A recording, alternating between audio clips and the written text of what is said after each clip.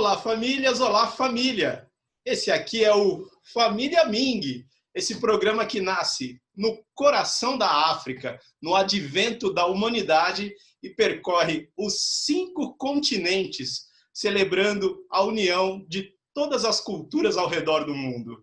Hoje eu tenho a felicidade de estar aqui celebrando uma coisa que faz tanta falta, é tão gostoso estar num evento, na união de pessoas, não é, Líbia Macedo, nossa querida Nossa, consultora de eventos esportivos. Tudo bem, Líbia?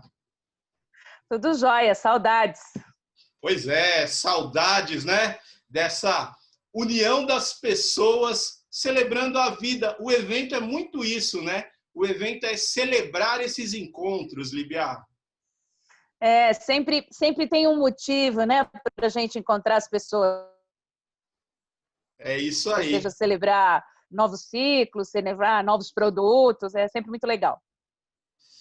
É muito gostoso lembrar desde o tempo em que a gente estava lá celebrando os encontros na universidade, né?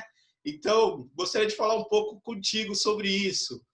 O encontro na Universidade de Educação Física, Líbia. Bom, tempos bons, onde a gente fazia a faculdade de período integral o dia inteiro, e eu, em especial, porque fazia uma faculdade de Educação Física e Esporte, então tinha aulas práticas, então essa vivência de campus, né, era muito interessante, e a vivência com outros cursos, né, tanto que por isso que conheci você aí nas competições quando eu era técnica e tudo mais. Então, uma saudade nostálgica boa. Boa demais. E é interessante notar o que virou essa indústria do esporte, né? Então, até naquele período ali em que, enfim, praticávamos, como praticamos até hoje, o esporte e celebrando o encontro das pessoas, mas, puxa vida, que indústria milionária, bilionária virou o esporte, né, Líbia? Coisa interessante isso. É mais do que nunca, não só pela prática, mas a gente entendeu o esporte como entretenimento e conteúdo, né? Então, hoje as pessoas consomem o esporte não só pela prática, mas porque é um conteúdo interessante, vibrante, e essa imprevisibilidade do esporte que não tem outro lugar que tenha, né? É um barato. Eu gosto de pensar o seguinte, né? No início dos próprios Jogos Olímpicos, né? E aí a gente está aqui celebrando as culturas, a gente vai ter que lembrar um pouco da Grécia, né?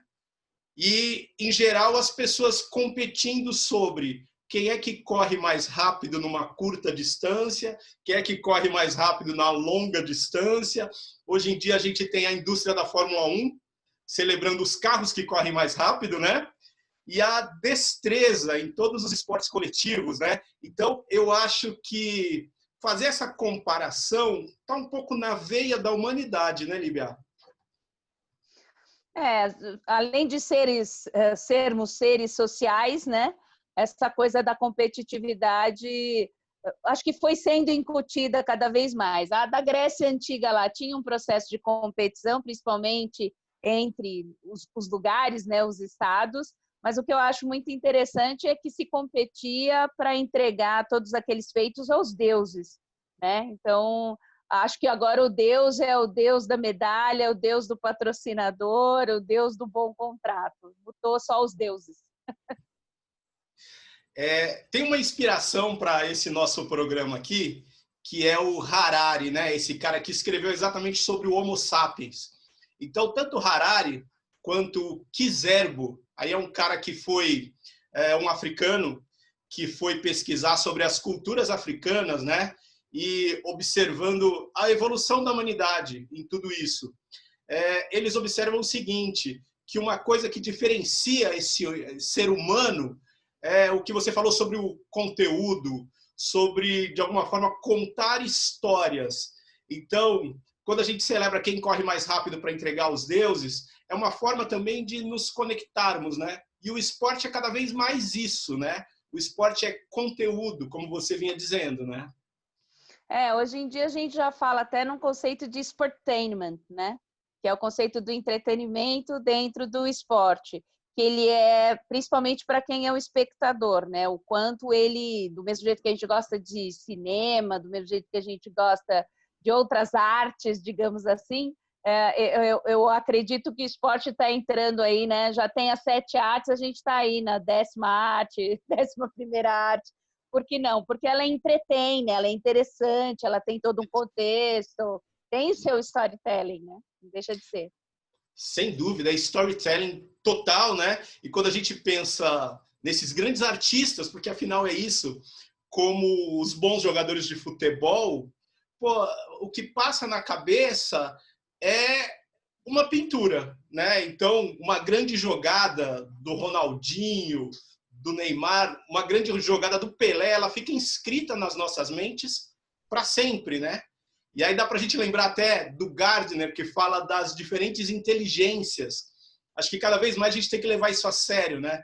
Então, não é só uma pessoa inteligente é aquela que escreve ou aquela que calcula. Tem muita inteligência no esporte, né?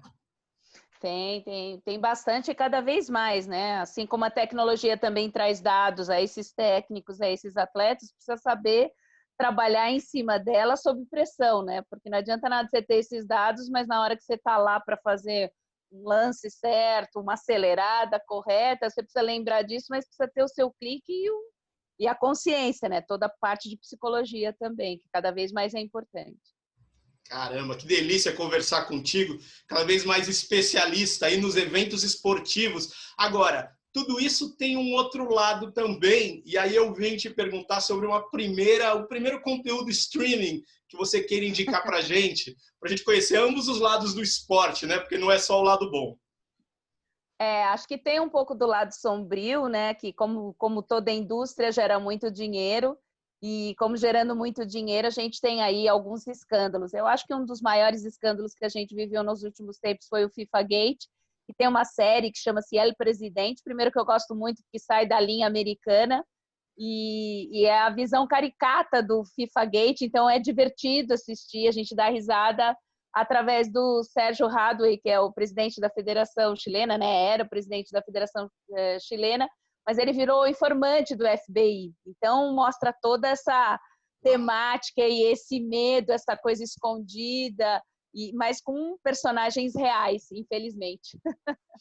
Caramba, sempre tem ambos os lados, né? Interessante você falar do lado sombrio, porque é isso, né? Às vezes as pessoas querem discutir um pouco o modo de vida capitalista ou comunista. Eu acho que a gente já está um pouco distante disso no século XXI. Cada modo de produção, cada indústria tem o lado da luz e o lado sombrio. Infelizmente, o esporte veio trazer esse lado sombrio, veio revelar isso à medida que tem muito dinheiro em jogo, né, Lívia? Ainda mais no futebol, né? O futebol é a indústria mais forte, mesmo comparada com os Jogos Olímpicos, é a indústria mais forte, a que gira mais dinheiro e mais países envolvidos. Eu não sei se você sabe, mas a FIFA tem mais países associados do que a ONU. Uau! Que informação interessante! E tem uma coisa também que a gente gosta muito de celebrar nesse programa, que é o encontro das culturas. A gente consegue promover o encontro das culturas de diferentes formas. O mundo streaming, né? Daí o nome Família Ming, é uma forma de celebrar o encontro das culturas.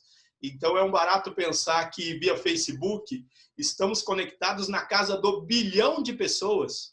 É mais do que qualquer religião, né? É E interessante saber de você também que, então, via esporte, também a gente consegue reunir mais do que via política, né? Curioso isso.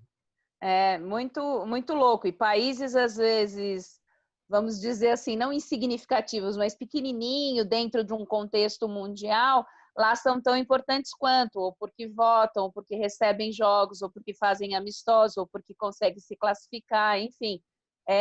De novo, uma outra indústria, uma outra economia. Essa série El Presidente me chamou a atenção porque ela tem uma certa graça, né? Então, ela é caricata, né? É caricato, você vai vivenciando esse mundo, né? Da FIFA, muita grana em jogo, né? Essa possibilidade do poder e, de certa forma, os donos da bola, né? A gente pode chamar assim, ali no El Presidente, eles têm essa consciência, né? Que naquele cargo, naquela posição, ele tem acesso a carro, luxo, dinheiro, mulheres, né? Isso faz parte. E eu acho que tem uma outra coisa também, que é ao lado do FBI, né? Que é a história. Talvez o FIFA-Gate nunca tenha sido deflagrado se não tivessem utilizado os valores via Estados Unidos. Porque isso também é uma crítica, né, à cultura americana. Quer dizer, todos os escândalos internacionais que se descobrem é porque os caras não pagaram impostos nos Estados Unidos. Então, eu falei, epa, estou perdendo dinheiro. Porque se também tivessem pago, vai roubando aí que está tudo certo. Então, eu acho que isso também é interessante, porque é uma crítica, né, a essa coisa correta da polícia, e também só foi atrás do processo porque nós estamos perdendo dinheiro, né? E ele brinca um pouco com isso, eu achei isso interessante também. A indústria americana tem esse aspecto, né? Foi o jeito de pegarem Al Capone, né? Quando ele não pagou impostos. Porque até então ele vivia livre, leve e solto, né? Então acho que tem um pouco isso. Por isso que os cassinos pagam impostos. Bacana. É interessante a gente poder observar as instituições, uma instituição grande como essa, como a FIFA. Aqui no Família Amiga a gente já esteve falando das igrejas, inclusive, e a gente conseguir separar o benefício, o lado luz e a dificuldade, a necessidade, às vezes, de reformar a instituição, de fazer a instituição mais justa, mais correta, né? Porque esse também é um importante papel da FIFA, né? Esse outro lado, né? O lado da congregação. Eles têm projetos muito interessantes, eles têm projetos com a Unesco, eles têm o projeto com a própria ONU, eles têm um projeto maravilhoso que foi lançado em 2019 para fomentar o futebol feminino no mundo todo, principalmente em outros países, e investiram uma grana forte nisso. Obviamente que eles também estão investindo nisso, porque o produto futebol masculino, né, já está num patamar, eu preciso encontrar outros produtos para lucrar, e com esse empoderamento feminino, né, vamos lá, vamos encontrar alguma coisa que eu também possa me aproximar. Mas fazem trabalhos muito interessantes, principalmente relacionados mais à base, obrigam os times a terem time sub-17, então tem umas coisas legais rolando.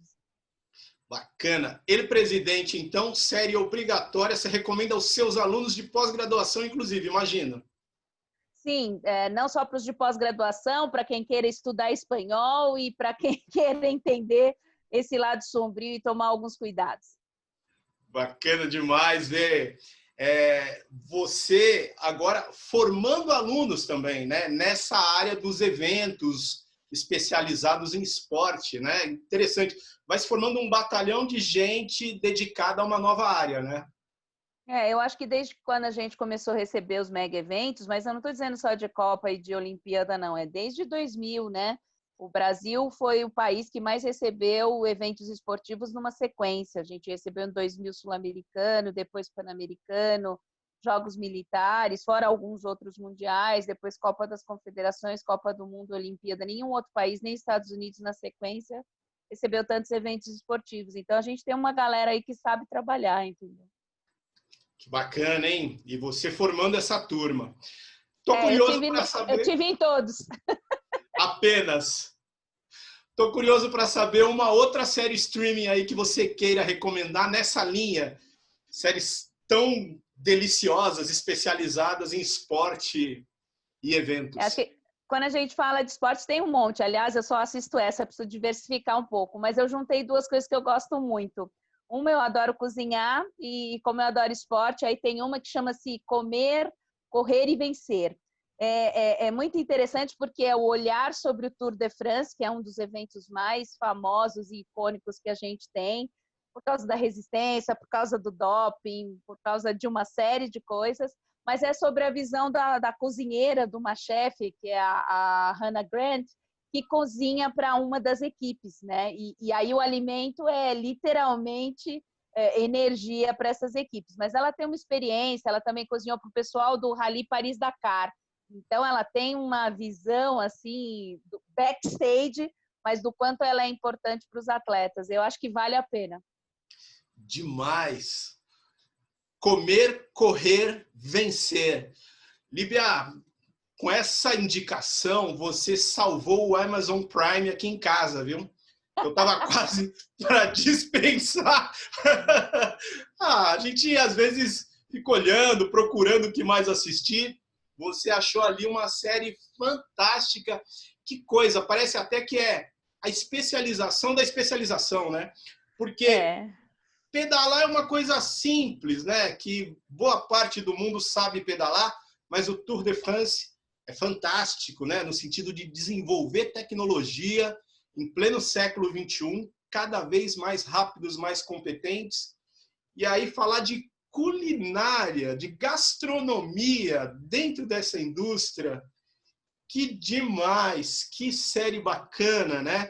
E ela percorre as cidades ali na França, e em torno, né, da França, na Bélgica, na Alemanha, buscando o que tem de melhor para cozinhar para esses atletas. Que presente, Líbia, que delícia! Literalmente essa palavra, é uma delícia empolgante, e eu sugiro que vocês assistam, mas antes, por favor, almocem ou jantem. Especial demais, né? Eu me recordo que tem um momento que ela fala que cozinhar para 9 atletas é como cozinhar para 27 pessoas. Demais, né? E é interessante também perceber agora esse lado luz. Então, à medida que o doping está tão vigiado, outros diferenciais precisam surgir. A gastronomia é um desses diferenciais. O atleta que come bem, ele tem um desempenho melhor no limite, né? Interessantíssimo. Agora existe um outro lado dos esportes, né? Buscando tanto essa coisa da gastronomia, quanto essa coisa da mentalidade ou da espiritualidade, se a gente pode dizer assim, que são outros elementos que trazem diferenciais para os competidores, né? Tem que ser as drogas. E a tecnologia também, que tem ajudado muito. Mas gastronomia é uma delícia natural e é feita com carinho, né? A gente percebe isso, não é só cozinhar, é feito com carinho e personalizado. E é um barato perceber que ela sai dos grandes restaurantes para atender uma grande equipe australiana de ciclismo. Que balé, né? Que coisa linda, os caras pedalando juntos. E também espaço para esse mundo em desenvolvimento, né? Então tem um colombiano ali que se supera, né? Ele supera dramas pessoais e parte para ser um dos grandes campeões também. Que espetáculo, que espetáculo. Eu fortemente recomendo. Sua contribuição maravilhosa nesse Família Ming não podia faltar. Já deixamos aqui o convite para um próximo Família Ming, porque é uma riqueza te ouvir. E a gente costuma deixar uma saudação para todas as culturas, né? Para a gente deixar uma saudação para o lado luz, para o congraçamento das pessoas. Qual a sua saudação? Eu vou mandar uma indiana do meu centro de meditação que chama-se Om Shanti. Então, Om Shanti para todos, que é o mesmo princípio do Namastê. Então, todos tenham aí muitas energias e boas vibrações. Om Shanti. Que delícia hoje terminar com esse Om Shanti. Eu creio que Buda fica feliz também. Ficamos felizes num axé direto da África que envolva as pessoas no mundo todo, Líbia. Obrigado demais, que delícia. Um beijo, querido. Abraço. Beijo.